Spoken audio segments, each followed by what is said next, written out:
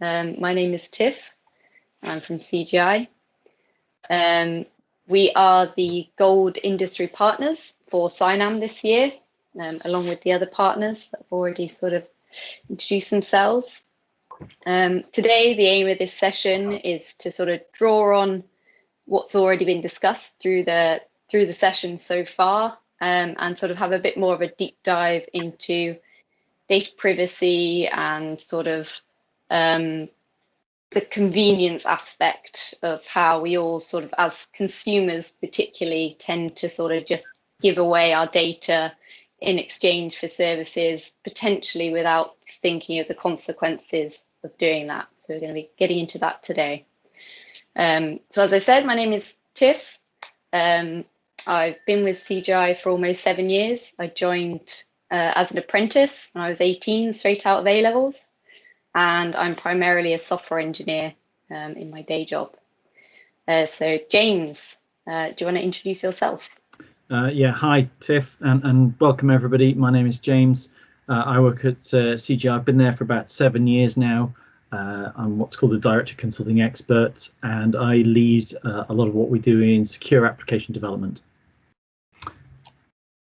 Adam, can you give us a few words? Yeah, sure. Afternoon, everyone. So my name is Adam. I work for CGI as well. I primarily work governance, risk and compliance, and secure systems assurance.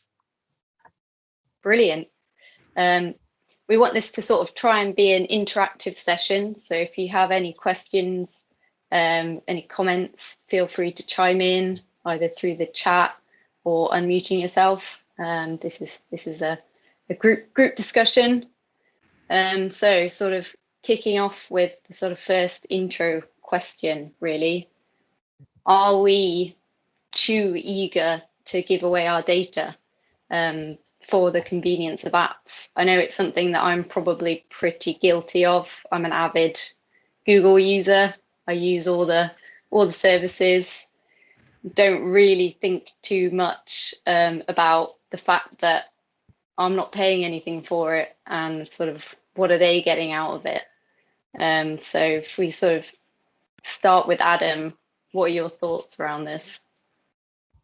Yeah, I mean, from my perspective, it's almost transactional, really. You get the use of the apps, and you get the convenience and connection that you're seeking, especially in terms of social media. But the trade-off is that information then becomes owned or rather managed by the company that you use. So I think it's transactional. I think we are more accepting of giving our data to companies in order to secure those services that we do, and I think that it's certainly forming or shaping the overall data lake that's out there about you. Yeah, I think we are in a position where we are giving our data pretty freely now. James, do you have any thoughts? Yeah, no, well, I mean, I love the convenience of all these apps, and absolutely we sign up to them, and I think the thing which certainly when this all kind of kicked off, and maybe people are a bit more aware now, but it was the free element of all of these apps. The Google Maps of these worlds. I can, I don't need my TomTom anymore to do my route planning. I can use Google Maps, and it's free. But actually, there was a cost that wasn't quite so clear to us, in that they were using that data, and companies like Google and Facebook, actually, that they're advertising companies, and they're mining that data to then use for secondary purposes. And perhaps we weren't quite as knowledgeable if we go back maybe sort of 4 or 5 years ago. People, I think, are starting to become more aware, but I think the general public don't quite understand that balance as much. Yeah, definitely. When I think of sort of, I'm saying that I think I probably don't put enough thought into it, but when I think of some of my family members, they just completely accept it, and they just accept that it's free, and they're not even really aware still of what they're giving in exchange and how valuable that can be. I think sort of something in sort of the synopsis for this talk was around, are we actually getting a fair deal? Is what they're getting out of us, the big Googles, Facebooks, are they actually exploiting us at the end of the day? It's really hard to quantify, because data's inherently becoming more valuable, but also more and more difficult to evaluate from these big global companies and the general globalization of platforms. Yeah, James, Gary, did you want to say something? no, Yeah. I think Gary had your hand up just there. Yeah. Gary. Yeah. Hi everyone, I'm Gary. I'm one of the consultant pen testers at Secure Team. I just recently, actually, there was something on Facebook that I saw. It was dressed up in such a, hey, play this game. What was your first job out of college? What was your first job? And I know people go, yeah, we could do this. Oh, I was doing this. And then it suddenly clicked that about 3 or 4 months ago, there was a question like, what was your first dog's name or something? Now, it's almost like a low and slow attack where 3 months down the line, you'll have forgotten what you put on Facebook and the answer you gave. But that information will be recorded. So 3 months later, you then put the first job you worked in, your first title. And then in 3 months' time, in the future, they might give something else. Yet they leave the gap so that you forget what you've done, but you're actually giving away all this information because they're dressing it up like a game and hoping that you've forgotten about the last piece of information you gave them. So it was just to say that, that triggered my thought process to go, yeah, I'm just not going to get involved with this because I think they caught me out the last time. Even though it comes from a different entity, it's just there. You just got to be so careful because you'll just fall into a trap such as that. No, that's really good point, Gary, isn't it? Because I mean, I've seen them as chainmail letters, and you kind of, I certainly don't take part in those kinds of things because I thought they were chainmails. Never thought about that security and that divulgence of personal information. Really good point. Sorry, Tiff. No, yeah, that definitely, that's a really good example. And I guess it's also highlights the fact that it's just really hard to know what's nefarious and what isn't these days. It's not like being mugged on the street, having sort of something stolen from you. It's in the physical world is a very obvious thing.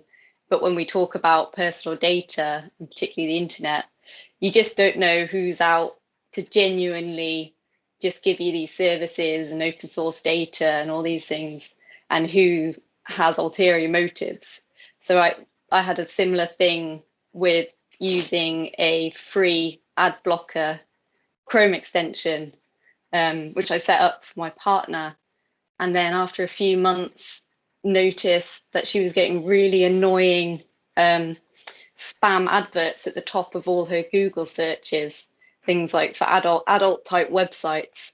And it took quite a lot of effort to work out where these are coming from. And it all came from just this free ad blocker extension that, because we'd given it permission to change the data on a page, that meant it was able to inject all this spam in. So yeah, that was a lesson that we learned firsthand. I think Tim's raised a very interesting point on the chat there, is who was they? And I appreciate it's probably directed in relation to the chat we're having, but I think it's a very good point that who are they? So once your data's out there and you've volunteered that personal information, you've volunteered those security question pieces of information, you've got no control over where that goes. So who are they? Could be literally anybody. So no, that's a very good point, Tim. Thanks for bringing that up. Yeah, definitely. And I mean, this stuff is marketable. The company that gathers it, company that's, someone in their hoodie in their bedroom or, center in India or what have you, they might not necessarily have the methods to do anything with it. They might just be there to sell it, and it could end up on the black market the next day, and all over the world at that point, to be used in any means necessary. Tim's put a follow-up on there. What I mean is, who are the actors here? How do we tell which are the good ones and who are the bad ones? And Gary, yes, has just made the exact point I was about to make, is you can't make that determination at the point of consumption. You can't say, yeah, that's a good guy, or no, that's a bad guy. You just have to make the assumption that everybody is out to harvest your data and do nefarious acts, unfortunately. And if you take that approach, you're probably safer online than if you were to take the approach of, well, I'll make a determination at that point. Yeah, definitely. And I think probably the highlight from what Gary was speaking about was what made him aware was the types of things that they were trying to pull out of him. And maybe that could be a good way, a warning sign, those sort of key questions and classic security questions. It might take a few months of that sort of activity to start pulling that out of you, but you just need to make sure that you're always being aware of what is key information that these sorts of actors are looking for. Well, that's the thing. I mean, people don't necessarily associate that at the point of use with something that's really sensitive. So the point I always make is, it's like, what is it they say? Your Hollywood names the first street you lived on, the name of your first pet. And I always counter with, okay, well, your Android name's the 16 digits of your card number plus the expiry date plus the 3 digits on the back. Now, you wouldn't give that information out online. So you should really consider both of those pieces of information equally valuable. I think there's also kind of thinking about there are organizations where we're signing up to services. I'll pick on Strava as an example. I love using Strava because I can track my runs and my progress and my fitness, and I'm giving them my geo data and my fitness data, and on one level that's I'm engaging in a relationship with that organization, and I'm giving them that information, and I'm trusting them that they have sufficient security around my data. It's then those secondary services that they are then using, where they're selling on that data to other third parties, even if it's anonymized, where that isn't really clear to us as consumers. That's not, sometimes it's buried down in the sort of detailed terms and conditions, but it's never really exposed to us up front. Yeah, definitely. Never start Strava from your own house. Yeah. Yeah. Wise one, that. Yeah, and you can always keep them private as well. Absolutely. You don't necessarily have to share these with everyone. So we've had a few questions through. Adam, I don't know if you want to tackle some of these. Yeah, sure. Let's have a quick glance down. In a time where personal data becomes new currency, is using fake names and accounts fraud, or is the data I enter only the tip of the iceberg anyway?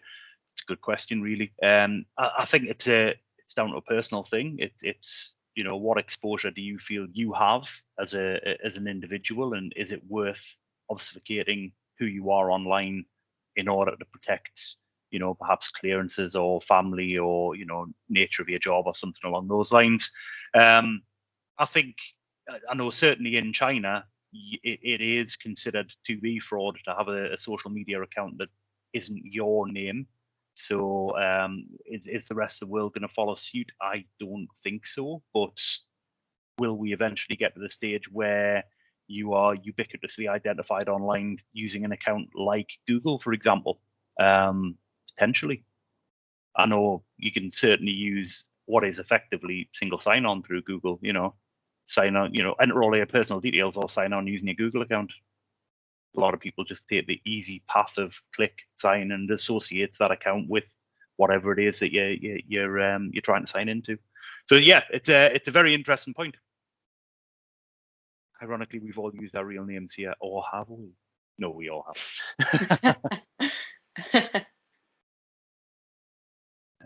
Let's have a look. Is visibility a key aspect of dealing with it? Thinking about specifically video apps, TikTok, Vine, etc., and the clipboard content. Other apps examining the clipboard, but also somewhat disappointed with my banking app that signals to Facebook when I run it, which I learned from Facebook, not the bank. Yeah, so I use a site that tells you all of the terms of service that you didn't read. It's quite good. And when you go onto that, the level of permission that you give Facebook as an app when you download it onto your phone is quite significant, but it's not in isolation. There are an awful lot of apps where you download it and it's like, wow, why does this calculator app need access to my photos, for example? Shouldn't need that, but you've got to be quite careful when you're downloading apps that don't have overly permissioned as an out-the-box piece, and a lot of them you can customize the data that's shared anyway. What do you think about that, James? Yeah, well, it kind of comes back to that kind of secondary point, isn't it? Where is that data heading on towards, and how clear is it? I've certainly looked at these apps and gone, my God, why does it need to access my photos? It's nothing to do with that. And what is it doing with that information? Especially when you kind of put in things like facial recognition software into the mix. So yeah, it's really hard to track. Tim raises an interesting point around government policy response to extending the rules around data protection to make all onward sale of personal data unlawful. But would that destroy the online digital economy? That's a really interesting question.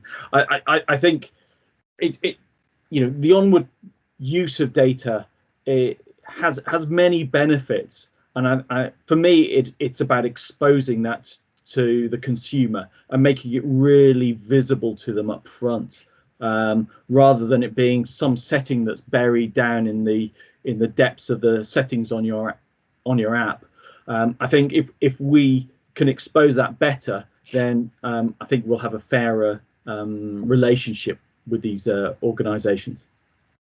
I'd say on that, I think something that frustrates me as a consumer is the fact that I often have very little choice these days. It's actually quite hard to find paid for versions of things where you're not giving away your data. So I think actually potentially if it was policy done well, then perhaps it would maybe not destroy the digital economy, but maybe sort of put it back to almost how it used to be, maybe, and balance that field of choice where you can have a free option or you can have that sort of paid for additional privacy, which is something I'd probably welcome. Got some more questions. Yeah, that's a good point, Alex. You do sort of, the more policy involved, the more investment required to put in protections, then the harder you make it for new players to come in, definitely. I think with some of these platforms, though, I mean, Facebook is the classic. It's become this ubiquitous platform. It's, when Facebook first came out, it was all about connecting with your friends and keeping in touch with your friends. Now it's a news feed. You're getting the latest news from particular news sites, as we've seen in Australia recently. I don't want Facebook to be telling me about what's going on in the world. I just want it to tell me what's going on with my friends, and I'll use separate apps for getting news. Yeah, and I also think there's sort of interesting things around how our data is used for algorithms around the content we get fed. The internet's sort of becoming a bit of an echo chamber. Is it feeding into our biases as well as individuals? I think, especially again, Facebook is a really big one there. The people you're friends with are probably you're friends with them for a reason, and it all feeds into this big echo chamber where you're just having your own views reinforced over and over. Definitely. Alex raises something about Clubhouse. I have to admit, I haven't come across Clubhouse before, Alex. I don't know if you're able to kind of give us a bit more information about that. Sure. It's a brand new sort of unicorn one out of California. And the idea is it's basically almost like a drop-in podcasting thing. So everybody's podcasting live. And it used to be invite only. So it's where you can go on, you can listen to everybody from Elon Musk to Tim Cook at Apple, you name it, famous people basically go on there, start talking, it enables you to join. But the way they grew was it was invite only. So when you join, you give it permission to upload your contacts, and then it will tell you who you who you can invite from there. But what's interesting, and the thing I really liked about their model, was because it shows, for everybody who's joined, it shows you who invited them. So if there turns out to be somebody who ends up spamming it, theoretically Clubhouse can ban them and ban the person who invited them.